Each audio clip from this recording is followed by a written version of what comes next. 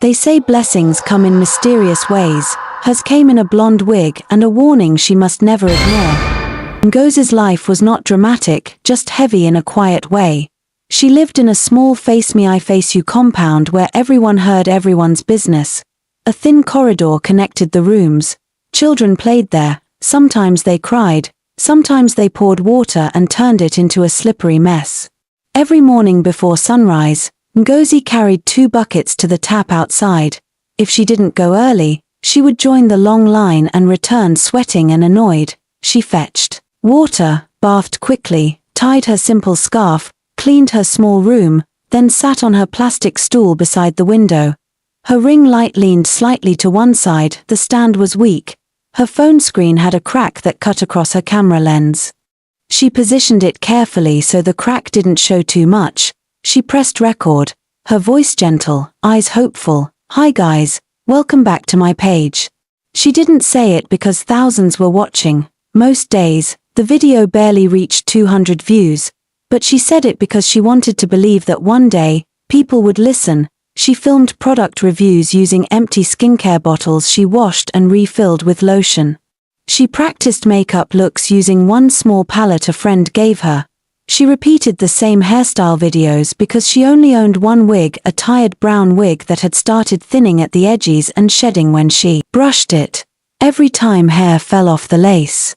Her heart hurt. She brushed it slowly, like someone caring for something precious but weak. Her phone would heat up. Sometimes it froze. Sometimes the battery died mid-recording. She paused. She breathed. She recorded again. Her neighbors sometimes passed and laughed quietly. "Influencer life," one woman would say with a small smirk. "No followers, but ring light every day." Ngozi heard them, but she pretended she didn't. She whispered to herself, "One day, they will understand." At night, she scrolled through social media. Girls her age were traveling, entering clean apartments, doing hair unboxing, receiving PR packages. They looked happy, rich, soft. She didn't hate them, but she felt a sting in her chest. She wanted to succeed too, not to show off, but so nobody could ever look down on her again, so she could take care of her mother in the village, so she could rest. And yes, so she could look beautiful and confident online, like those girls who always had fresh hair, clear skin, and perfect lighting. Sometimes she practiced smiling in front of the mirror, not the forced smile she used for videos, but the real smile she hoped. She would one day smile when life became better. That week, she checked her bank app, 3,200. Just that. No emergency money. No backup. Rent was almost due. She sat on her bed quietly. Phone in her hand, mind blank. She needed content. She needed to look good. She needed a new wig, not a cheap one. A classy one. A hair that bounced. A hair that said, "I am a serious creator." But she couldn't afford it. She brushed her old wig again. A few strands fell off. She swallowed hard. "God," she whispered. "Help me. I'm trying." She opened Instagram, searching for giveaway pages. She tagged, she commented, she prayed. She didn't see it as begging, she saw it as faith. That night, while sitting on her bed and refreshing her feed, she saw it. Queen Luck's hair birthday giveaway, win a luxury blonde wig worth 320,000. Her heart jumped. A blonde wig. Luxury, soft, beautiful. She imagined wearing it, filming content with it, watching her followers increase, watching brands finally notice her. She imagined the soft life, clean apartment, new phone, wig collection, respect. Her eyes watered slightly. She entered immediately, tag friends, share, comment, pray.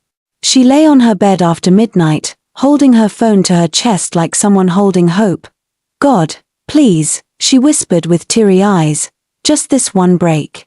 Her heartbeat was loud in the quiet room. She refreshed again, and again.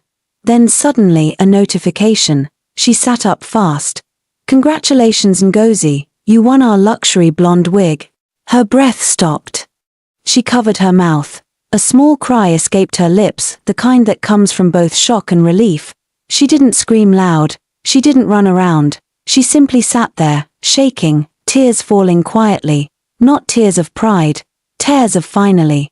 Finally, something good. Finally, a chance. Finally, she could look like the kind of creator she dreamed to be. She whispered into her palms, "Thank you." Then she touched her old wig one last time. Tomorrow, she would have new hair. Tomorrow, she would record confidently. Tomorrow, she would begin her new life. She hugged her pillow and closed her eyes with a hopeful smile. The wig arrived the next morning. A dispatch rider knocked and handed her a neat black box with gold lettering. It was tied with a ribbon, soft tissue paper inside, silk bag, everything looked expensive. Like something rich women unboxed on YouTube, Ngozi's hands shook as she opened it. The blonde wig lay inside, smooth and soft, shining gently under the window light. She touched it like someone touching gold for the first time. She held it against her chest and whispered, "I will never forget this day." She spent the rest of the afternoon preparing her room for content, cleaned her small mirror, wiped her ring light screen, placed her small artificial flower in the background. She wore the wig and looked in the mirror. She froze. She looked like someone else, someone successful. A woman who had arrived, her eyes filled with tears. Not dramatic tears, just quiet ones that come from deep relief. She filmed hair content for hours, twirled, smiled, clipped light hairpins. Practiced saying, "Hey loves, today I'm reviewing this amazing blonde unit." She wanted everything perfect, because she believed, truly believed, that this wig was the ladder she needed. When the sun set, she finally removed it, stroked it gently, and placed it on her pillow like a baby. She lay beside it, staring at it with tired hope. She didn't remember falling asleep. One moment she was staring at the wig, the next, she was standing barefoot in a wide-open space that looked like moonlight lived there forever. There was no noise, no wind, just soft light and silence. Then she saw them, women, tall, gracefully dressed in gold wrappers. Their skin glowed, but not like glitter, like calm water reflecting morning sun. They didn't shout, they didn't rush to her, they simply turned to face her slowly, all at once. A woman with silver beads on her wrist walked forward. Her voice was calm, gentle, almost caring. "Welcome, Ngozi." Ngozi's eyes widened. She tried to talk but her throat felt locked. Another woman stepped forward, long hair wrapped in gold thread. "You accepted our gift," she said softly. Ngozi shook her head slightly. I won it," she tried to say, but no sound came out.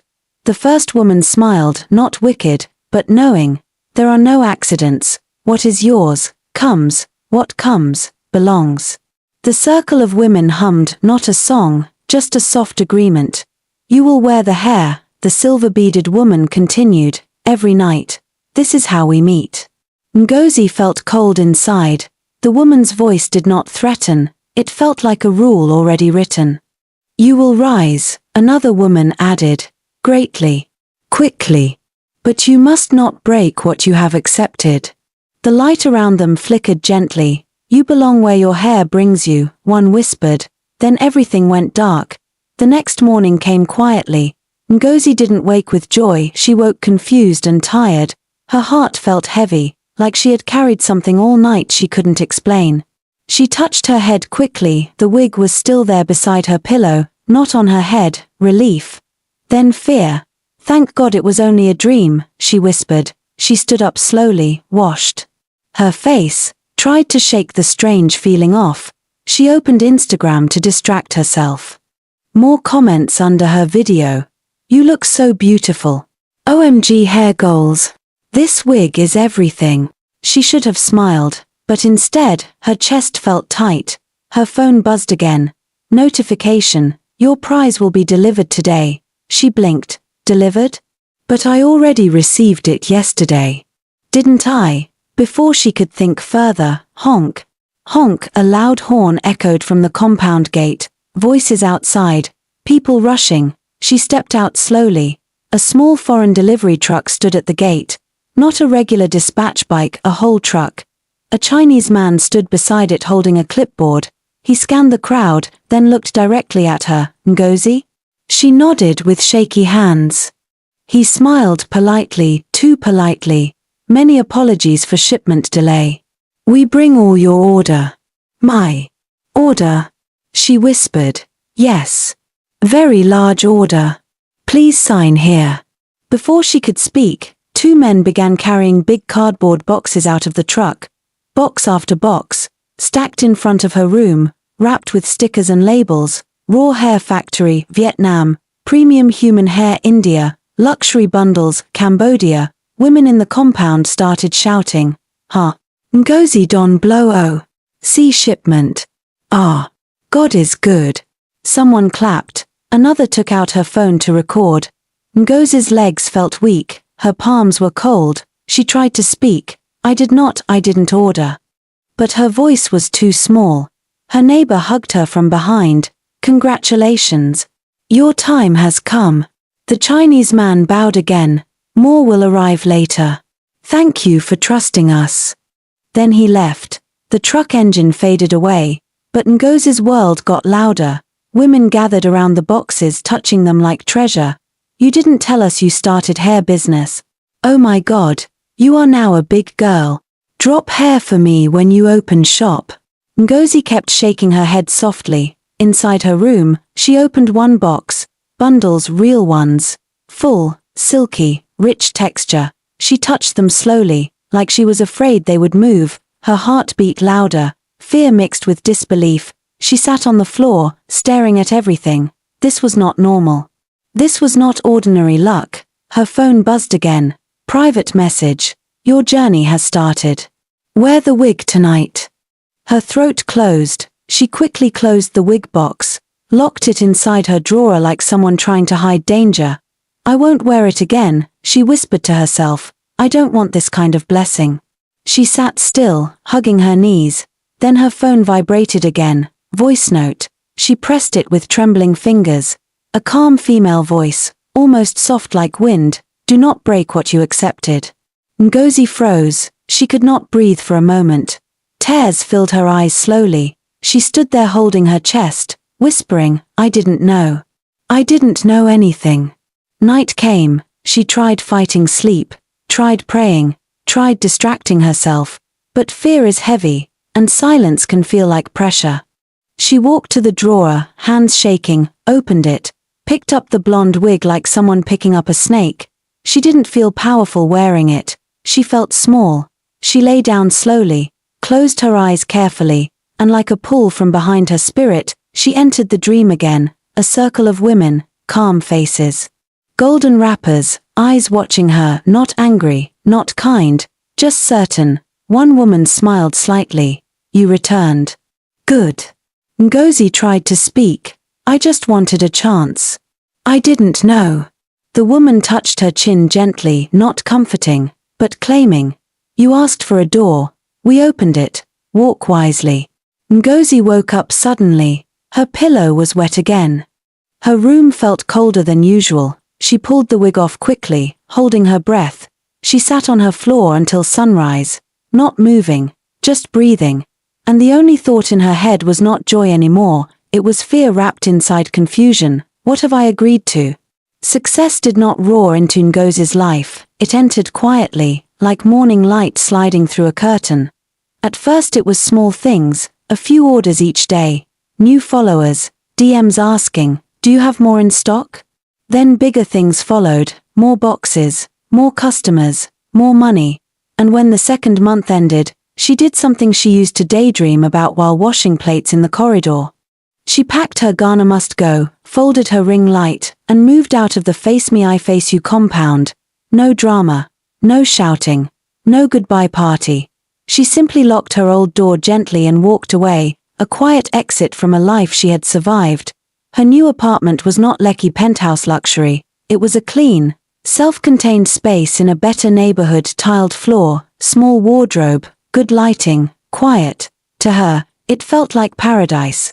The first night she lay on her new bed and looked around the room, she smiled slowly, not excitement, satisfaction. She had wanted this life for so long. Now she could breathe, and every night, before sleeping, she placed the blonde wig on her head like a secret crown. Not with fear, with agreement. This is the price. This is the path. Chuck's her boyfriend visited her for the first time in her new apartment. but not with big smiles or constant praise. He watched her carefully. "Babe," he asked one afternoon, looking at her stacks of new wigs, "how exactly are you getting all this hair? No supplier fit trust beginner like this normally." Ngozi's hand paused mid-arrangement. She forced a calm voice. "I told you, one woman connected me. She's relocating." He stared at her longer than usual, then nodded slowly, but doubt lingered in his eyes. Later, while helping her arrange hair in her new shop space, he asked again quietly, "And the apartment? How quickly did you pay for it?" Ngozi tied her scarf tighter and pretended to laugh softly. "Hard work, Chucks. God did it." He didn't smile. He wasn't jealous, just uneasy. Sometimes he saw her staring into space, lost in thought, and he would ask, "You all right?" "Just tired," she always answered. And it was partly true, success is heavy, even when it's sweet. But she never told him everything. She couldn't. How would she explain midnight dreams and silent women in gold? So she continued lying gently, and he continued watching quietly. Love was still there, but trust was thinning like old lace. Her page improved, her outfits improved, her voice in videos became smoother, her hair was always fresh.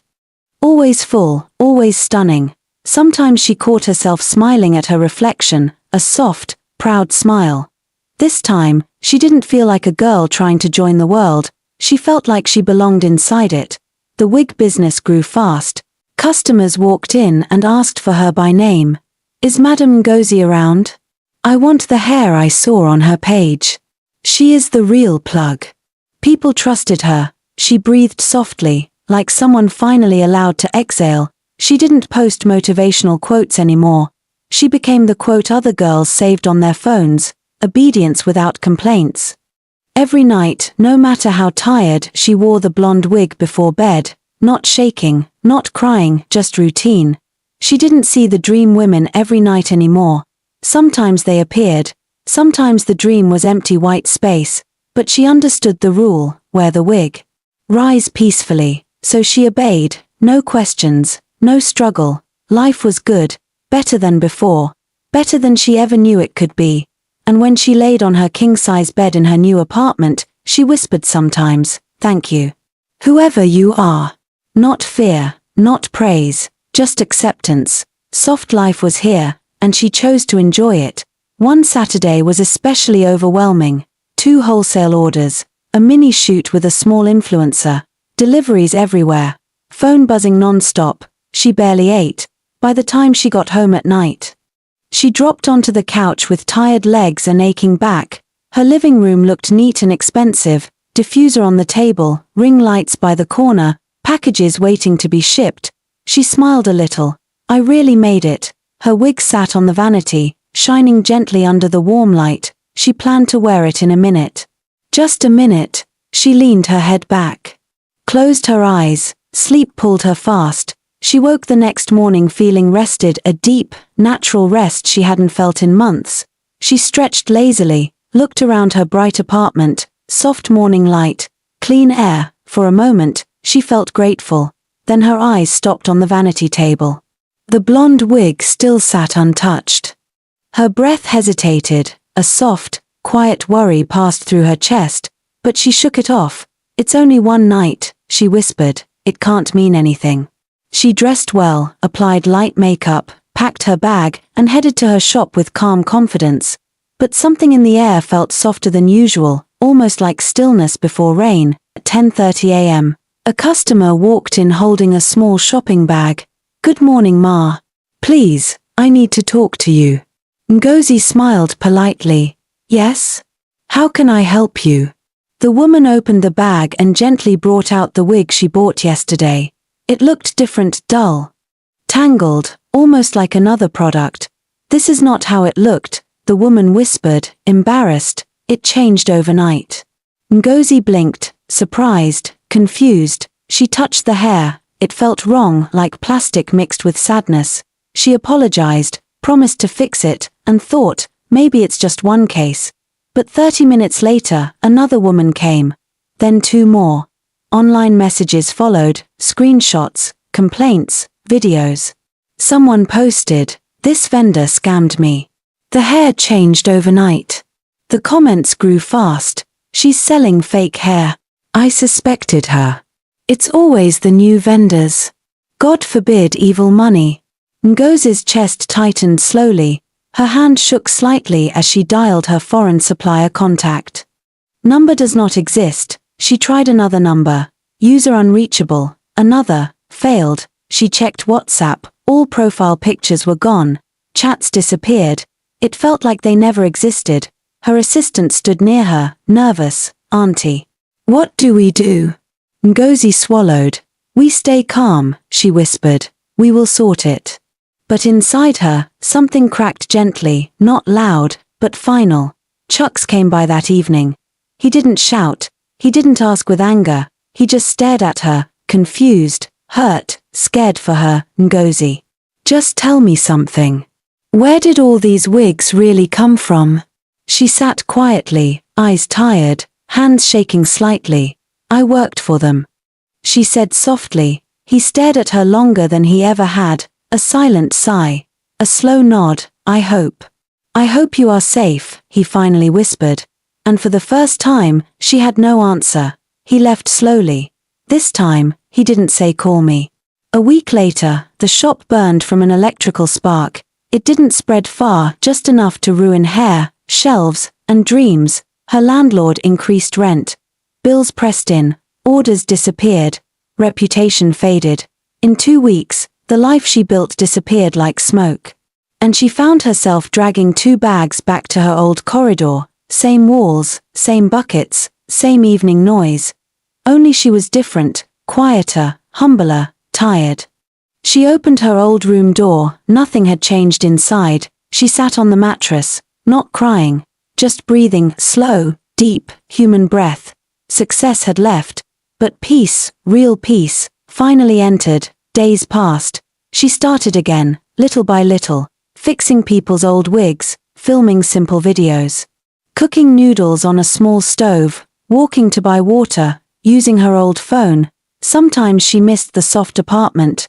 Sometimes she missed the feeling of being seen, but every night, she lay down with only her own hair wrapped in a scarf, and slept without fear. And that kind of sleep felt like wealth too. Moral of the story, a blessing that costs your peace is not a blessing. Some shortcuts are traps wearing gold. Slow success is heavy, but it stays. If you learned something from this story, like, share, and subscribe. And remember, nothing free is ever truly free.